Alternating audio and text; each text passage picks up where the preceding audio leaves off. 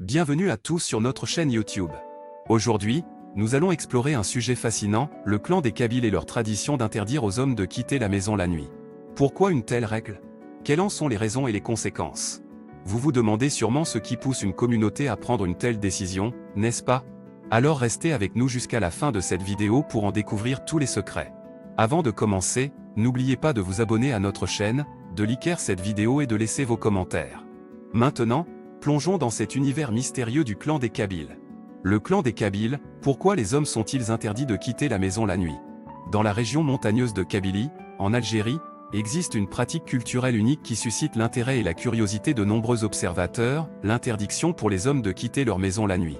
Cette tradition ancestrale, profondément enracinée dans la société kabyle, soulève de nombreuses questions sur son origine, sa signification et son impact sur la vie quotidienne des habitants. Dans cette partie de l'article, nous examinerons de plus près les raisons possibles derrière cette pratique et les implications qu'elle peut avoir. Il est important de noter que cette interdiction n'est pas une règle universelle dans toutes les familles kabyles, mais elle est répandue dans de nombreux foyers et reste un aspect significatif de la culture locale. Cette pratique particulière est souvent perçue comme une mesure de protection pour les hommes, visant à préserver leur sécurité et leur réputation familiale. Une des raisons avancées est la préservation des valeurs traditionnelles et des normes sociales.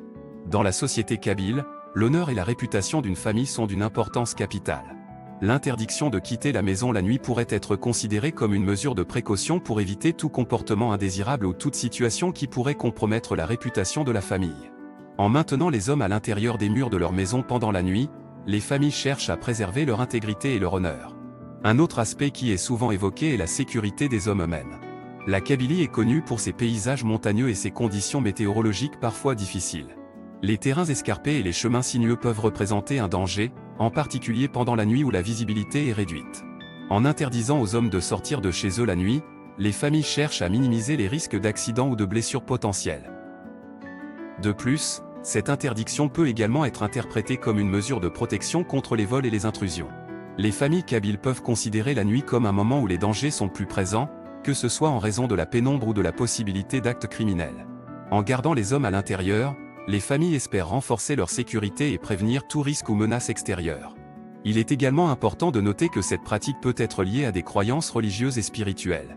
La Kabylie est une région où l'islam est la religion dominante, et il est possible que cette interdiction trouve son origine dans des enseignements religieux ou des traditions populaires.